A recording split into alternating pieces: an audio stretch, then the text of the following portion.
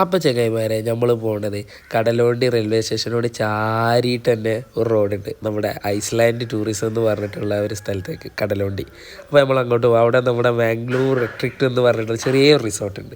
ആ റിസോർട്ടിനെ കുറിച്ച് പറയുകയാണെങ്കിൽ നല്ല ആംബിയൻസ് ഉള്ള സ്ഥലം, ഒന്നും പറയാനില്ല. നമ്മളെ കടലുണ്ടി പോയത്തുള്ള ആ ഒരു ഭംഗിയുണ്ടല്ലോ, തണ്ടൽക്കാടിൻ്റെ വ്യൂ അതൊക്കെ ഉണ്ട്. പിന്നെ ഇവർ വെച്ചിട്ടാണെങ്കിൽ കുറേ കാര്യങ്ങൾ പ്രൊവൈഡ് ചെയ്യുന്നുണ്ട്. അവിടെ തണ്ടൽക്കാടിൻ്റെ ഇടയിലൂടെയുള്ള വഞ്ചിയുമായിട്ടുള്ള യാത്രകൾ, പിന്നെ കുട്ടികൾക്ക് കളിക്കാനുള്ള നല്ല സ്ഥലങ്ങൾ, പിന്നെ അതുപോലെ തന്നെ ഇവൻ്റ് നടത്താനുള്ള സംവിധാനങ്ങൾ, സ്റ്റേജ് കാര്യങ്ങളൊക്കെ അവിടെ ഉണ്ട്, ചെറിയ ഇവൻ്റൊക്കെ നടത്താൻ.